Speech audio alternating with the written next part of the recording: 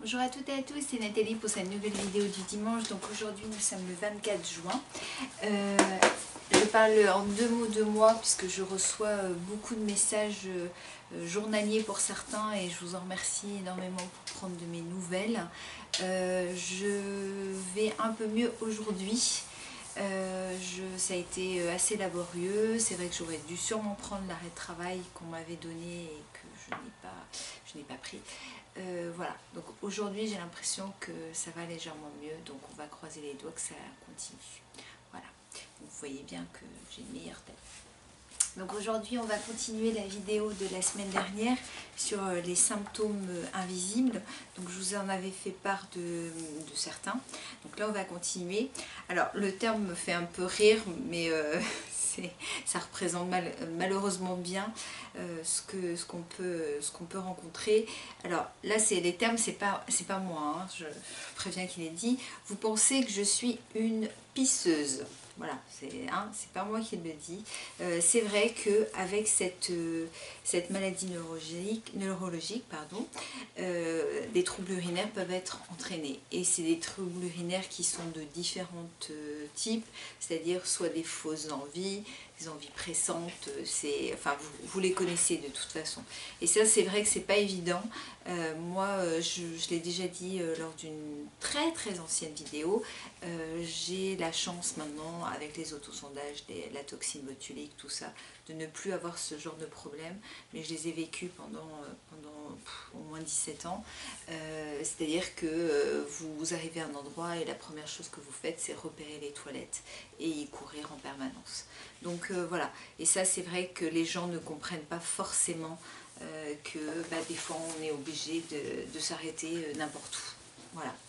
Alors après, une autre chose dont il parle, c'est vous pensez que je suis accro. Alors je ne comprends pas tout à fait le terme qu'ils ont mis. Cette maladie neurologique peut entraîner des douleurs. Et oui, tout le monde n'est pas concerné, mais suite à des faiblesses musculaires dans les jambes, les fourmillements, il y a des gens qui ont des véritables douleurs, enfin il n'y a pas que ça, hein, mais la spasticité notamment, tout ça fait que les jambes font mal par exemple, hein, je parle des jambes mais ça peut être d'autres choses.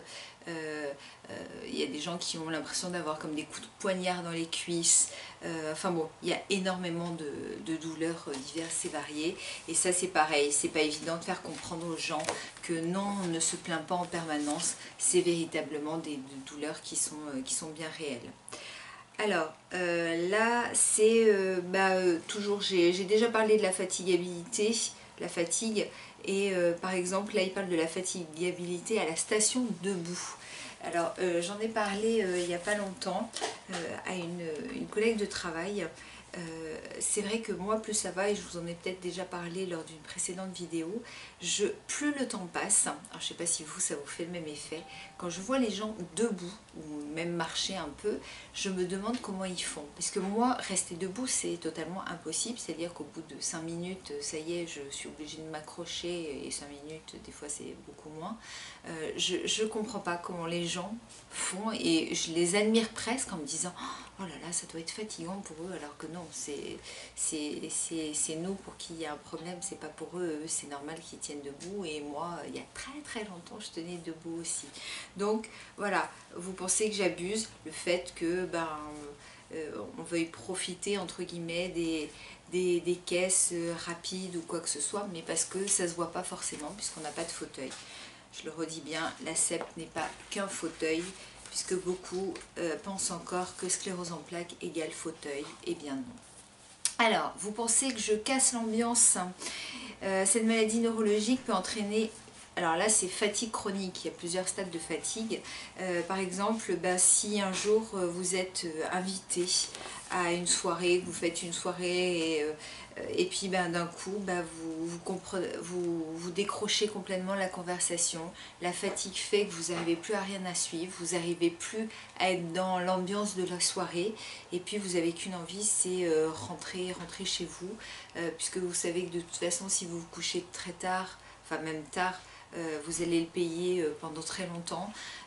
Voilà, et ça c'est pareil, c'est pas évident de le faire comprendre aux gens que cette fatigue, elle est là, elle est bien présente.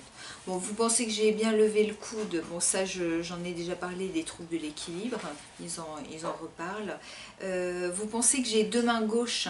Bah oui, forcément, on est souvent hyper maladroit par moment. Moi j'ai la chance de ne pas avoir trop cassé de choses, même très très peu, mais j'ai quand même fait tomber beaucoup de choses. Si, j'ai cassé beaucoup de portables, mais c'est vrai que par exemple si je dois verser de l'eau d'une casserole dans une tasse ou quoi que ce soit, je le fais plus depuis très longtemps parce que je sais que je vais tout verser à côté. Donc il y a beaucoup de choses qui font que on a une maladresse qui est souvent importante, et ça c'est pareil, hein, c'est toujours très difficile à faire.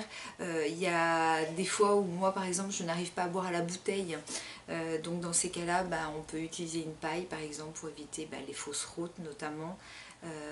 Et puis en buvant, et même il y a des gens qui font, enfin moi la première, des fausses routes en mangeant aussi, et ça peut être très embêtant. Alors, qu'est-ce qu'ils mettent d'autre? Vous pensez que je suis miro? Et oui, parce que les troubles visuels sont très fréquents dans la CEP. Donc ça, c'est un gros sujet très important. Vous pensez que je suis une femme battue? Et oui, parce que à cause des chutes très nombreuses que l'on peut faire, eh bien moi des fois je me suis vue avoir des bleus un peu partout sur le corps. Oui, puisqu'on peut chuter lourdement parfois, et ça c'est pas évident. Voilà, donc je vous ai fait un petit topo, un petit résumé. Je vous dis, pour ceux qui ne l'ont pas vu, j'avais déjà fait une vidéo pas tout à fait semblable, mais où je parlais des effets invisibles.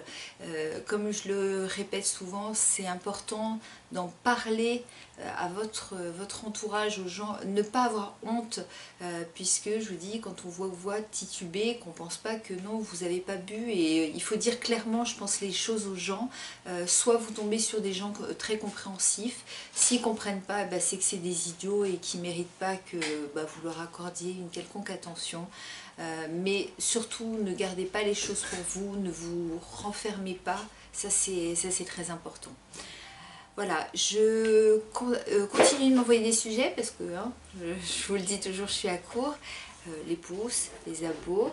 Je vous souhaite un très très bon dimanche. Je vous fais plein de gros bisous et puis à dimanche prochain.